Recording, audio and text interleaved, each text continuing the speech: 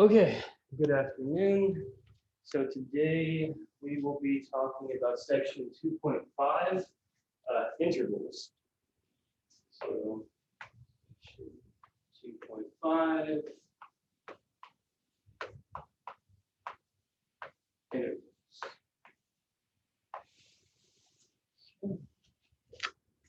So as we discussed in the previous section, the real number line has, or real numbers have a natural ordering property to them. We have numbers that are strictly less than others, we have equality. And with this ordering property, we a natural subset of the real numbers appear, or natural subsets appear.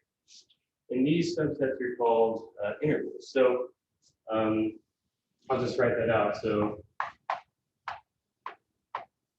the order relation on R, so a set of real numbers, gives a natural collection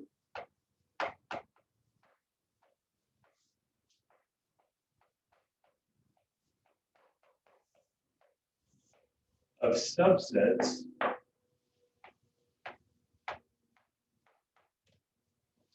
called intervals.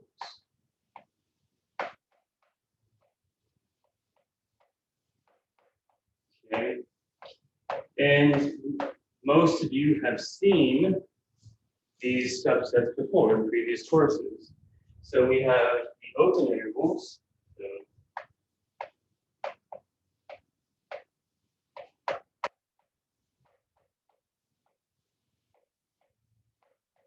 So I should probably say before I do this, just go ahead and say let A and B be real numbers, and suppose A is strictly less than B. Okay, so the open intervals are, they look like, well, A comma B, like that, with the open parentheses. And this is the set of all X in R, such that A is strictly less than X, which is strictly less than B. Okay, so those are the open intervals. And then we have closed intervals.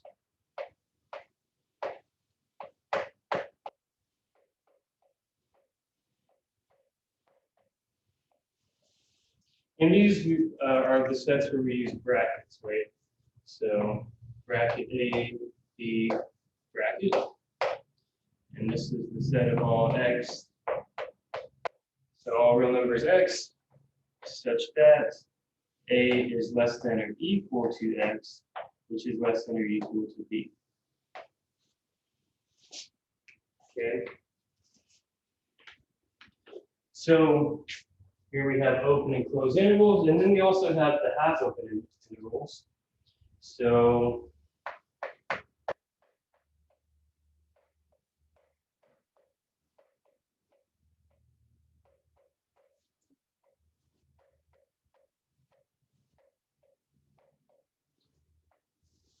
and if A is less than B, we have two of them. We have, let's say, brackets A comma B.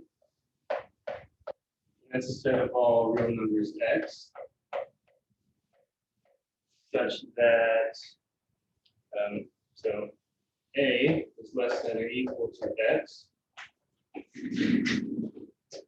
and X is strictly less than B. And then we have A comma bracket B. And that's a set of all X such that A is strictly less than X, which is less than or equal to B. Okay, so these are should be very familiar to you, but they're just natural objects that happen when you put an order relation on the real numbers. So I like to think as more of a, so I'm a discrete mathematician in a sense. I like to think of these as just objects, sets, whereas some people prefer to think about these as pictorially on a real number line. Personally, I like thinking about them just as sets. Okay. So here, probably right. So with these definitions, so A and B are called the endpoints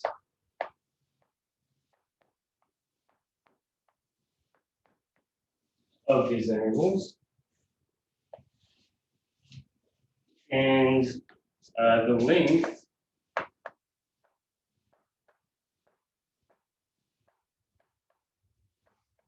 of these intervals is simply given by B minus A. So we're assuming that B is greater than A, right? Okay. So so each of these have a length. They have endpoints. Now there is a special type of interval. So where if A is equal to B, then the open interval A comma A is empty, and the closed interval is the singleton.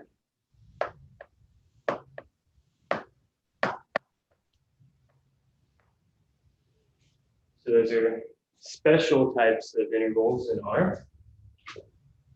And then we have the infinite intervals. So,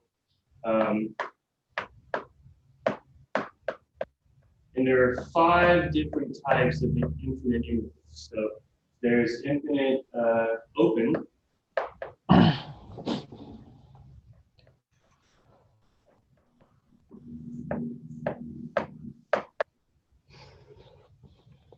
And these, there's 2 of them. So there are A infinity, that. So it's a set of all x that are real numbers, such that A is less than x.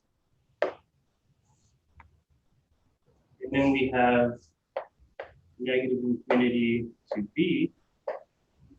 And that's a set of all real numbers x, such that x is less than B. Okay. So then we have the infinite closed intervals.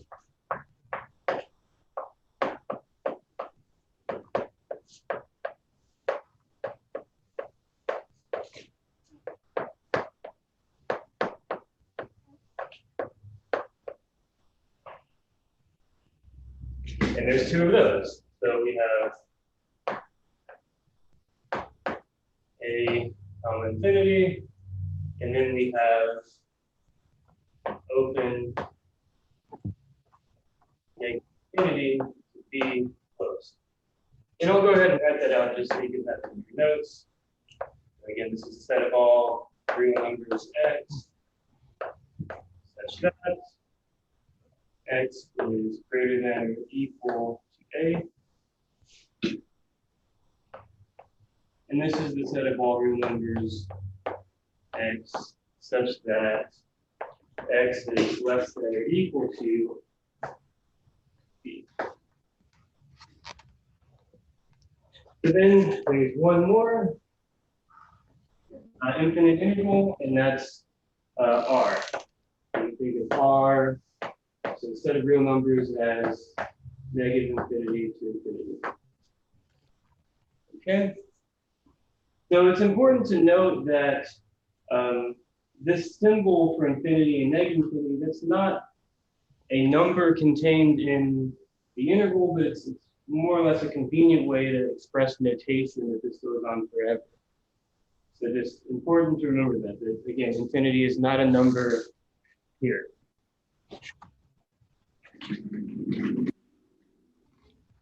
Okay. So it may seem obvious that if you have some, so there's the real number line, and you have some interval like this, call that maybe I, right? And you pick, and I has at least two elements in there. You pick two of them, I don't know, X, Y, then if X and Y belong to the interval I, then the interval from X to Y should be contained in I. So then if this is the case, then X, Y is contained in I. This actually requires a proof, though, a statement of a theorem. So let's go ahead and write that statement down. This is 2.5.1, and this is called the characterization theorem.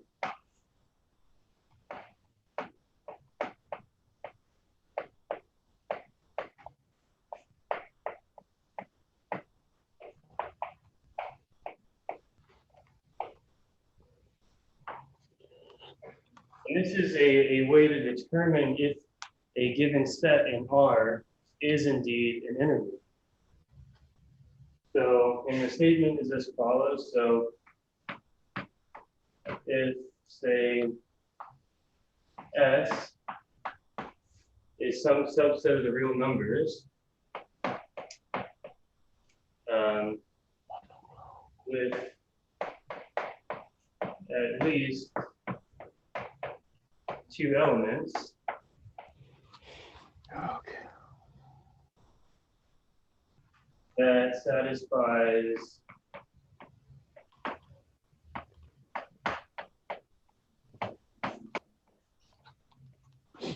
this property here.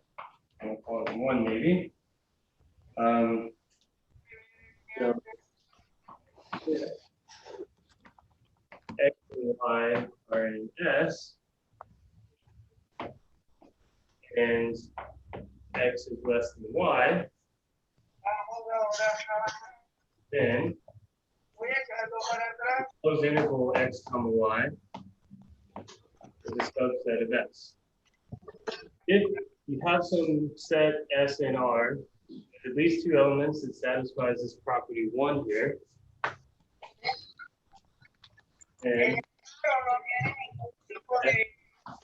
is an interval.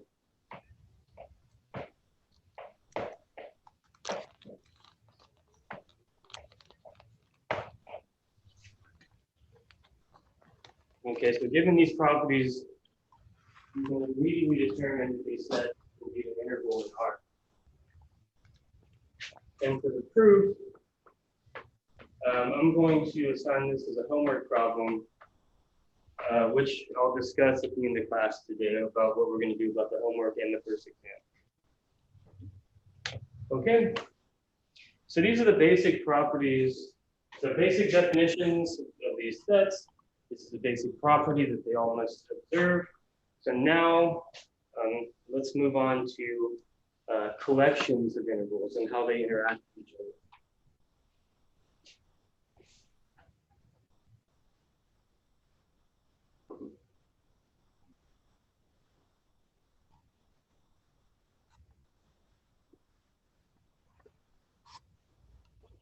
Okay.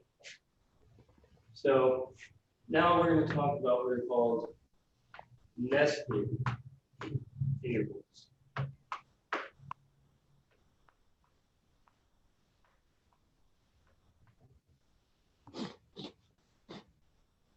Okay. So what are nested intervals? So we're going to say a sequence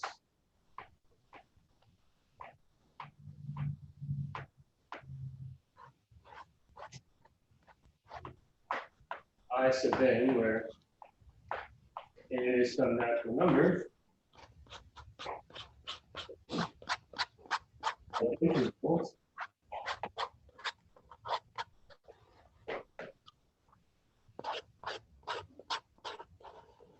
called nested.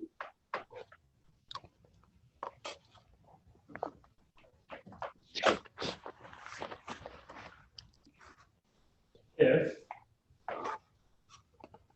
we have I1 is a superset of I2, is a superset of dots, dots, dots, which is a superset of IN, which is a superset of IN plus 1, so forth and so on. Okay. So this would be a nested interval, a nested collection of intervals. Okay, so you have a sequence, I sub n for each natural number n. So each n gives you some interval. And if those intervals satisfy this property, then they're called a nested sequence of intervals. So maybe let's look at some examples here. So let's define I sub n equal to 0, 1 over n, closed. And then maybe we'll say j sub n is equal to the open version of this sequence of nested intervals. Okay, so first let's focus on I sub n and see what this looks like. So here's 0, here's 1. So I sub 1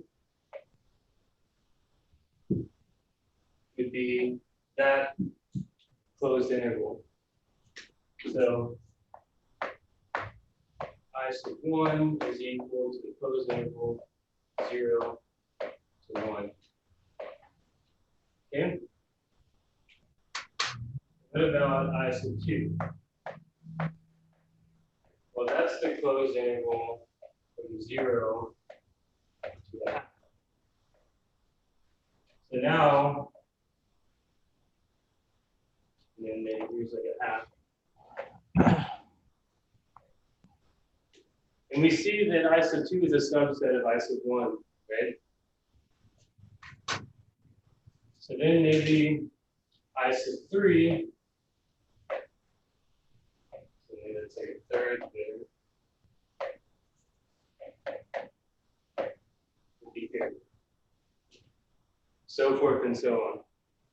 Right? Now, an interesting thing to observe with this sequence of nested intervals is that their intersection is not empty. Right? In particular, for these sets, what's a number that's going to be common to all of these sets? Well, 0 is contained in each of these sets. So if we take n going to infinity, we see that 0 is always going to be in there. So we should just notice that. So I is equal to 1 to infinity. So if I maybe I'll use n. That's going to contain some element. Their intersection is not empty. Whereas if we looked at the open interval version, J sub n, right, there's J sub 1, and then J sub 2 would be like that, J sub 3, so forth and so on. We'd observe that there is no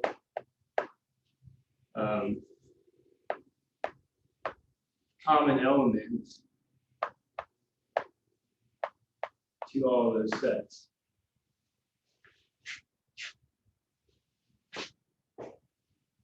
And these observations we can kind of like visually see, but realistically, these would probably need to be proved. And I'll probably include that on the homework. And it's not too difficult to show that this is the case.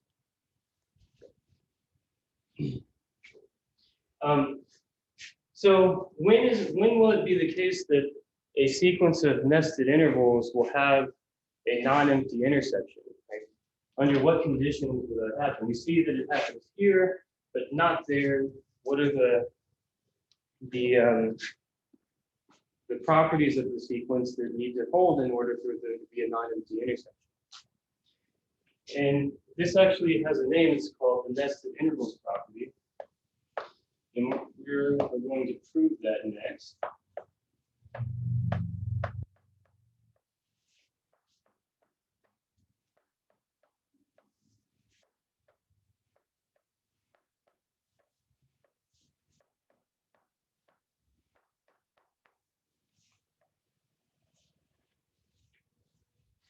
So what does this say? So if, say, I sub n is equal to the closed interval a sub n comma b sub n. So if this is a sequence or a nested sequence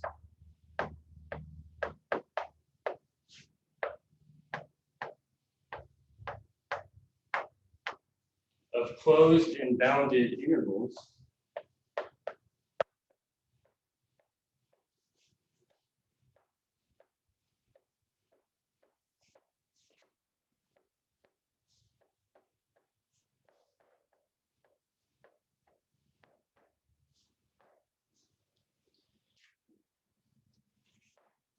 then there exists some real number, eta, I suppose. That is eta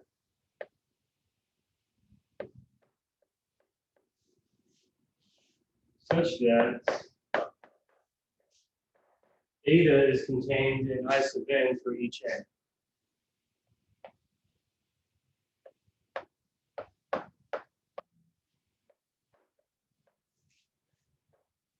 All natural numbers in.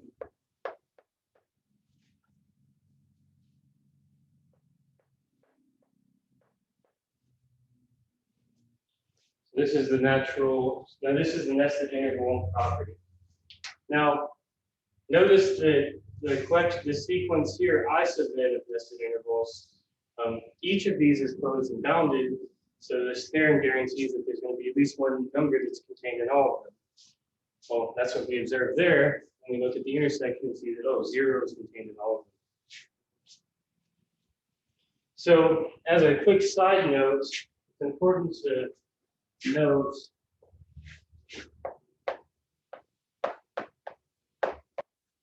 that since eta is contained in each of those, right, it means that eta must be contained in the intersection of all of them.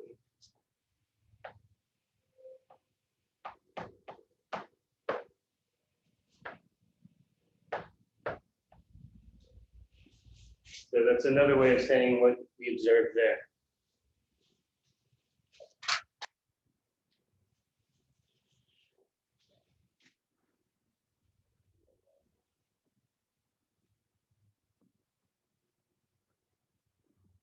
Okay, so now we're going to prove it. Okay.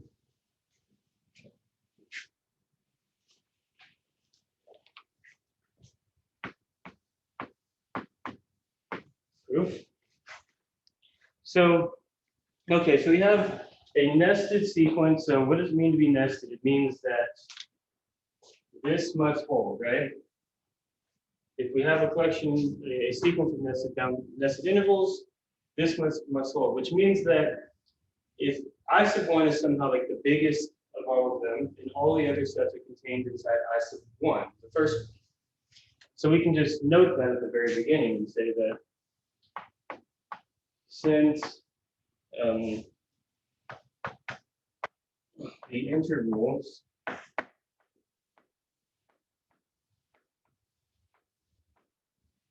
are nested,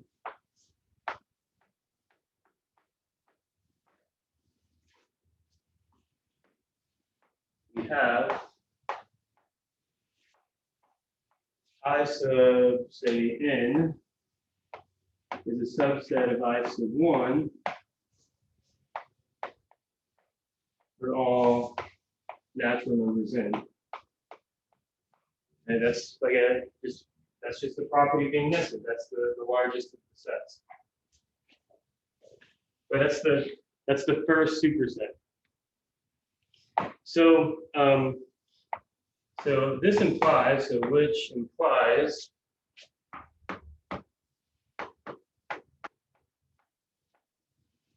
that A sub n is less than or equal to B sub 1 for all natural numbers n. So now it might be helpful for me to make a picture to go along with this over here.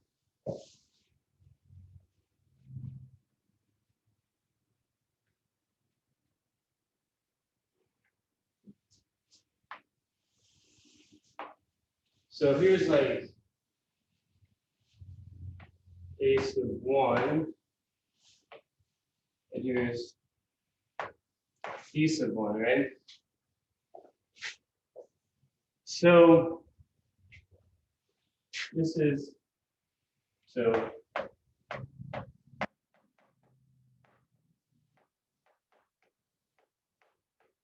that's your first interval. So since each of the other intervals are contained inside of I sub 1, like if you pick another one in there, this could be like an, bn, where n is greater than or equal to 2 or greater than or equal to 2. You see that A sub n is always bounded above by B sub 1 because that interval is contained inside of this other interval. So we have that observation. So this shows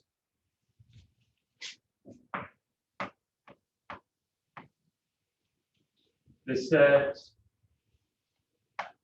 A sub n such that n is a natural number is bounded from above.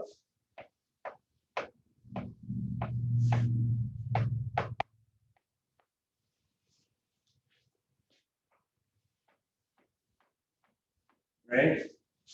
If we look at each of them, so like maybe like this was like A sub 2, B sub 2, maybe here's like A sub 3, B sub 3. If we focus at all of those A's, they're bounded above by B sub 1, right?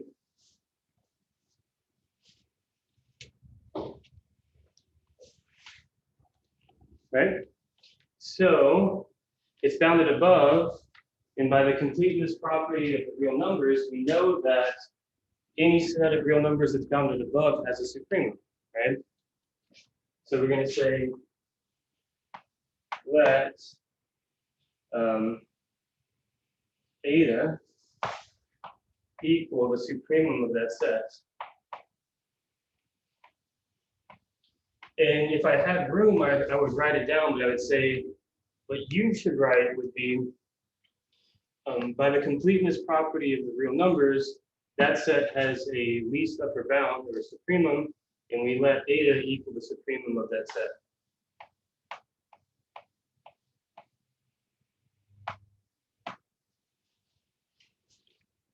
Okay. So of all of these, somewhere in here, this set of A's is going to have a supremum. So let that supremum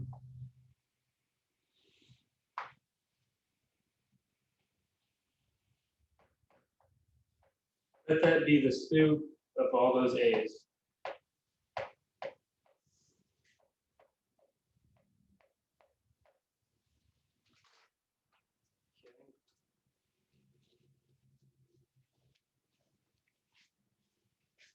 So our goal, thinking back to what the theorem is saying, there exists a number that's contained in all of the nested intervals, right?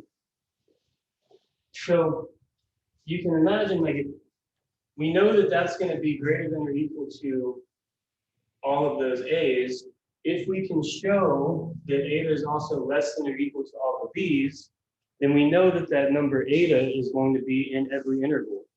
So the next goal that we have is to show that eta is bounded above by all the B's. Okay, so if we do that, then we're going to be done. Okay, so I guess I need to write that. So we next show that B sub n, so this is for a fixed n,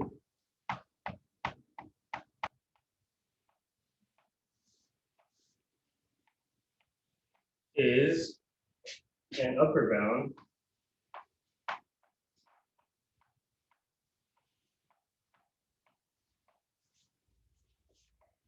for the set. I'll use a different index to differentiate from that index there. Maybe I'll use K. A sub K, where K is just some arbitrary natural number. So recall that eta is the least upper bound of all the A's. Our next goal is to show that if we pick any B, like right there,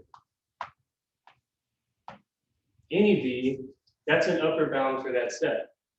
So if B sub n is an upper bound for all of those A's, then it's greater than or equal to eta. And we've got what we want. All the B's are over there, all the A's are over there. Okay, so it's important to note here that B sub n right here, this is for a fixed n, any n that we choose. Okay. So, right, so if, say, n is less than or equal to k, and again, n is fixed. I can't emphasize that enough. N is fixed, and k is what's going to vary. So what happens if k is greater than or equal to n? Then we know, since the sequence is nested, that I sub n is a superset of I sub k. Right, if n is less than or equal to k, then that's a bigger subset than that, because as k increases, the sets get squeezed in, right? Okay. So if this is a superset of that, so which implies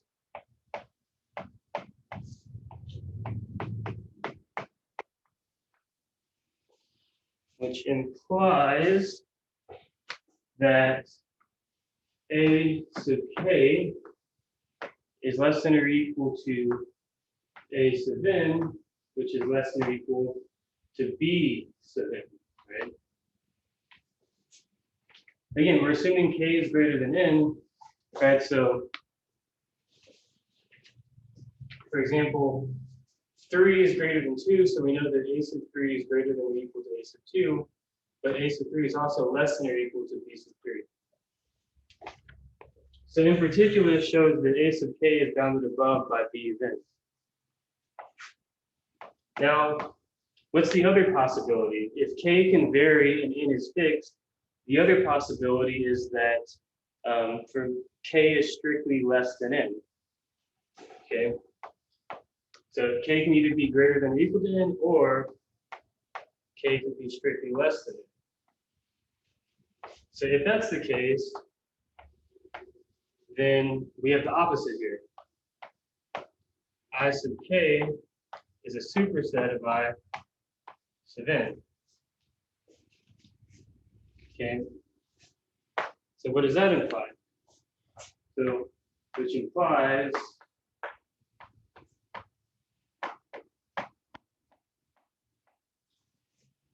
that we have say A sub k, which is strictly less than, or not strictly, it's less than or equal to A sub n, which is at most B sub n. Okay? So why is this true, right? Well, I sub k is a superset of I sub n, right? Which means that the A sub k is to the left of the A sub n. That's what happens here. Okay. Let me make sure something's off. Something's off. Oh, here. That was off. I knew something was going wrong there. This should be B sub k. Okay, because that was written incorrectly there, we need to like go back and verify that, and then we'll verify this. So what was the first case? N is less than or equal to k. Which means that I sub n is a superset of I sub k. Which means that pictorially, here's A sub n, here's B sub n, right? And then this is a subset, right? So that means that, so that is I n, and then here is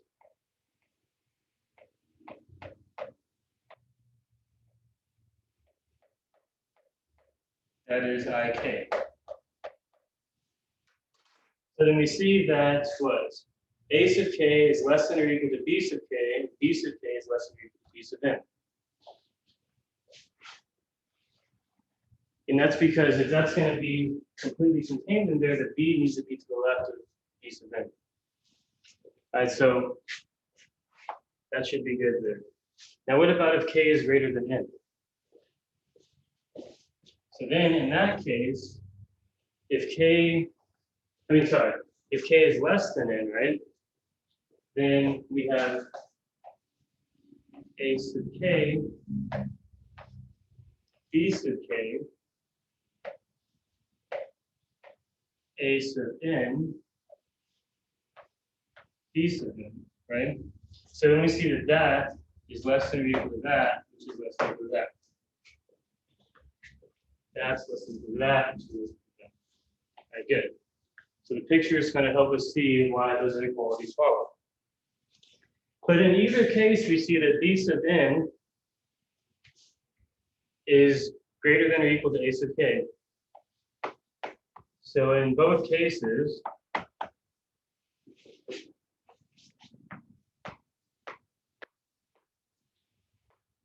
B sub n is greater than or equal to A sub k.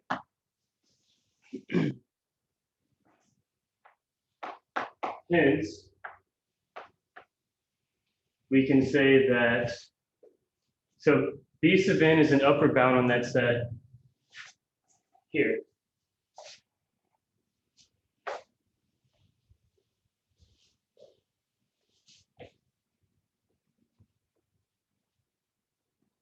So hence, B sub n is an upper bound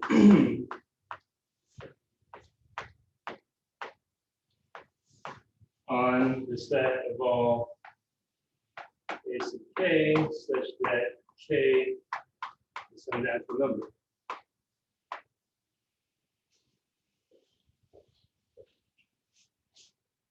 But eta is the supremum of that set. Even though there's an n there, this n is varying here.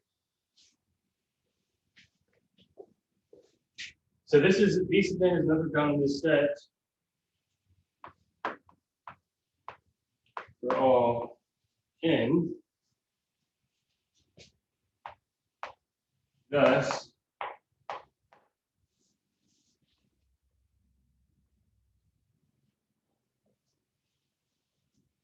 we can say that so eta, which is equal to the supremum of that set,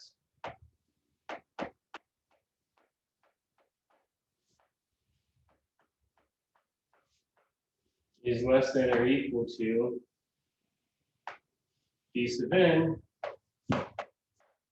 for all natural numbers n. So for any n that we pick, eta is going to be less than or equal to that, but also we have that eta is greater than or equal to every a sub k. So maybe hence again, a sub n is at most eta, which is at most b sub n for all natural numbers n.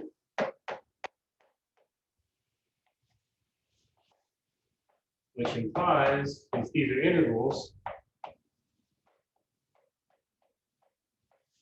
that eta is an element of I sub n for each n.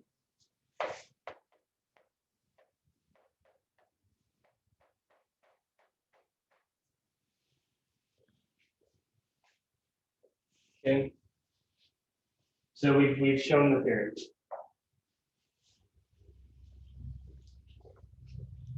And the whole idea goes back to that picture that I drew, right? We have E sub 1, A sub 1, A sub 2, B sub 2. And we see that the A's are bounded above by B of 1, which means that it has a supremum. So the supremum of all the A's, we call that eta.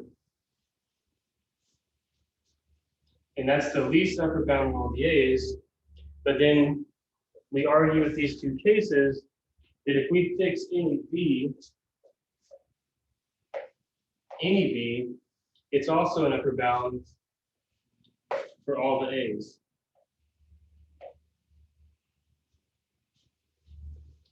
So that means that the B's can be no lower than eta, the A's can be no higher than eta. That means that that element there is contained in every single one of those sets, which means that eta is in each one for each natural number n.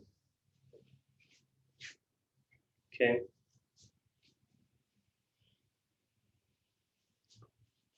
Okay. Okay, so let's squeeze in one more here.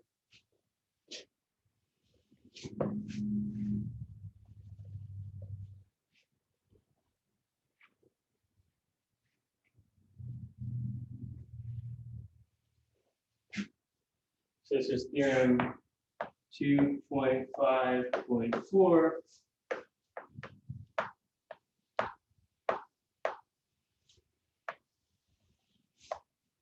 And this theorem says that R is not countable.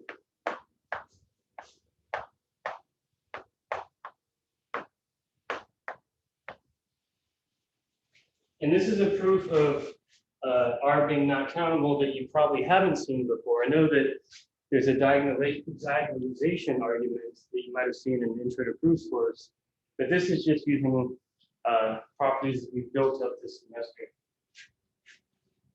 So R is not countable, which means there's not a one-to-one correspondence with the natural numbers in R. So for the proof,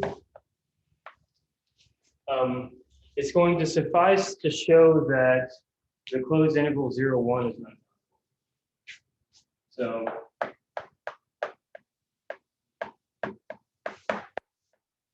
it suffices to show the closed interval 0, 1 is uncountable.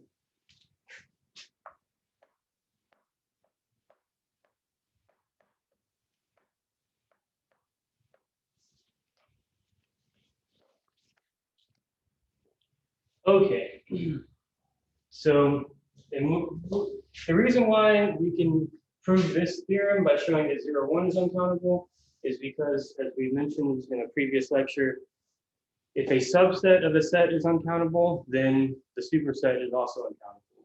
So if that's uncountable, then R must necessarily be uncountable. And we're going to do this by contradiction. So by way of contradiction,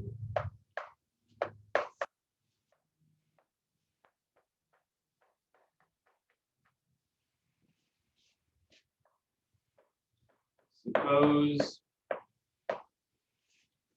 what I equals to the closed interval 0, 1 is countable.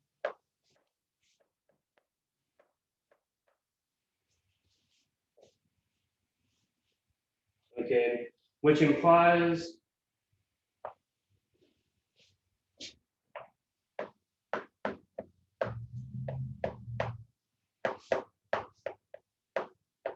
that we can enumerate in a sequence all the elements in 0, 1.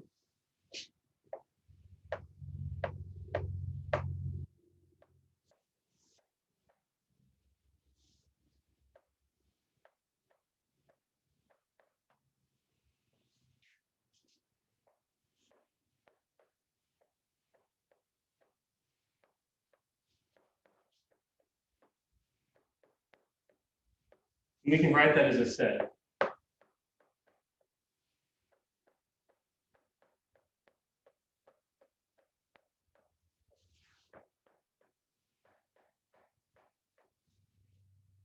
So if we can count them, we can put them in a one-to-one correspondence with the naturals. So natural number 1 gets sent to that real number, natural number 2 gets sent to that real number, and we can just do that for every element in that set. So we get this we can index them basically. It's another way of thinking about it. Okay, so next, let's I1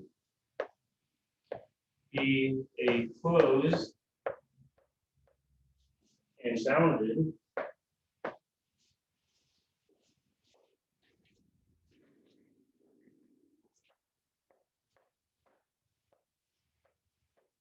subinterval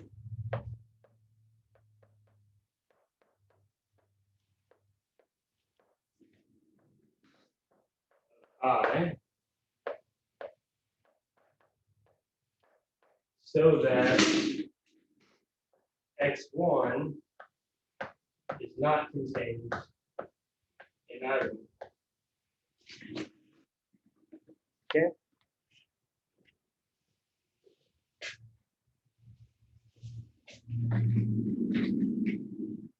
So for example,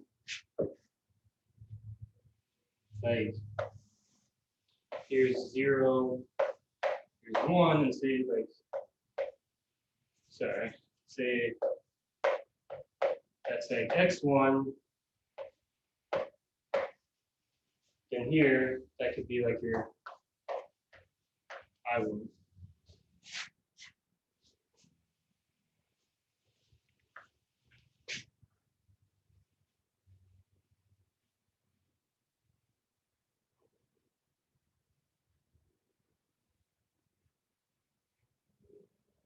Okay. So then we can say then for say n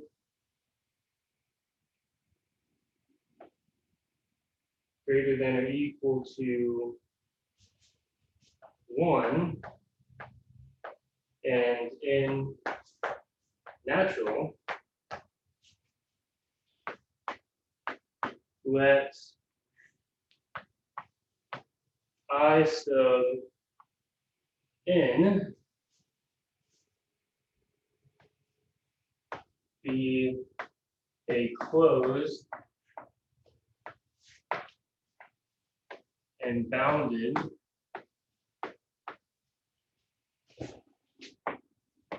subinterval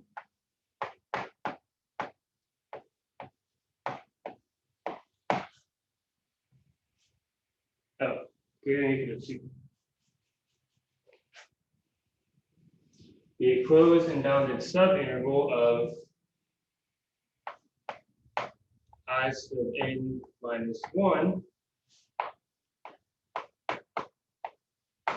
so that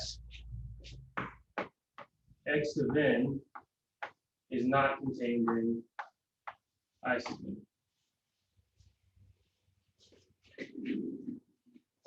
So for example here, if x of 2 was right there, then you could just say, just let them equal. So I sub 2 would just be the same set. It doesn't contain x2, and it's also a subset of I sub 1. But then if there was like x3, then you could just say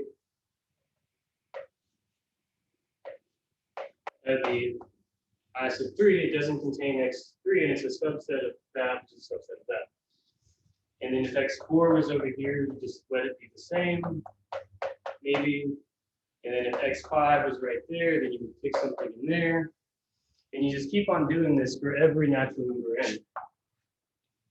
So in particular, we're excluding x of n from the interval I sub n, which means that, so note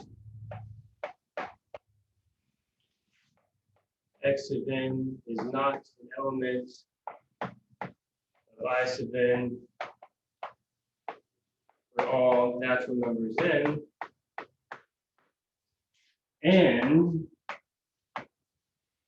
we have that I sub 1 is a superset of I sub 2, which is a superset of dots, dots, dots, which is a superset of I sub n.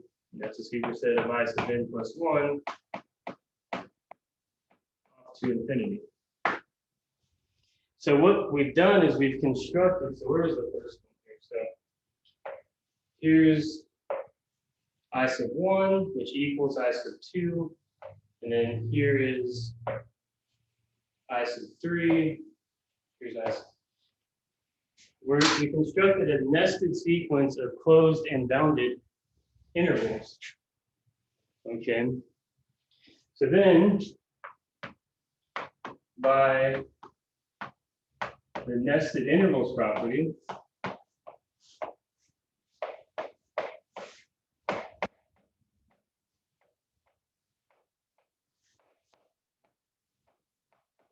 this is a nested sequence of closed and bounded intervals. So there exists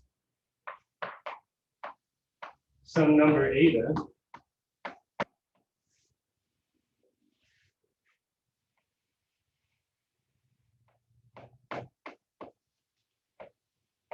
so that that number eta is contained in every I sub n.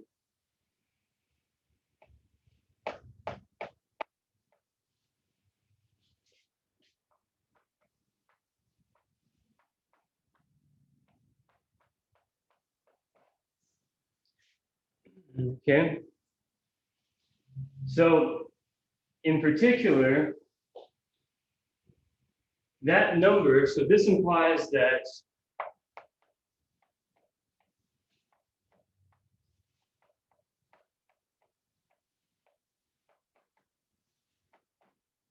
eta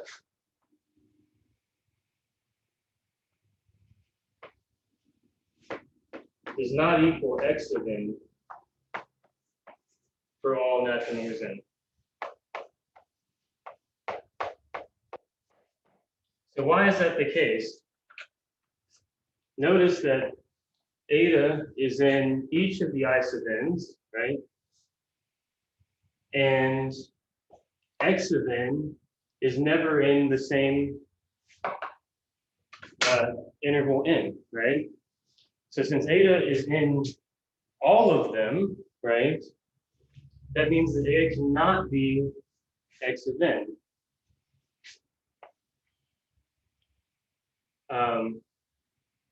So I can maybe say like thus. Moreover, since eta is in each of the I sub n, eta must be in the interval 0, 1.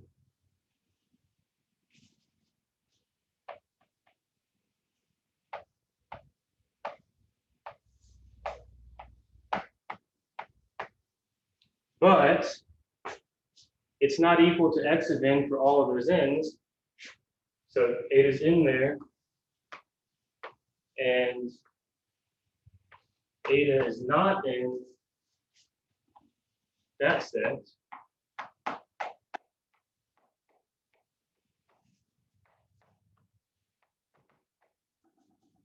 A contradiction. So why is that a contradiction? That's the end of the proof, by the way. It's because we said it was countable, and so it should be able to be assigned a natural number, but at the very end. Right, so we claim that everything in 0, 1 is in that set. But there's something in that interval by the nested interval property called eta that cannot be in that set because it cannot equal to x of n, exactly what you were saying. So that's the contradiction. So this is one way of proving that R is uncountable, because now, because of this contradiction, 0, 1 is uncountable, which means since it's a subset of R, that means that R must be uncountable. Okay, so I'm gonna go ahead and pause the recording. No, actually, that'll be the end of today's lecture recording. Now I'm just gonna talk to everyone here for a few moments.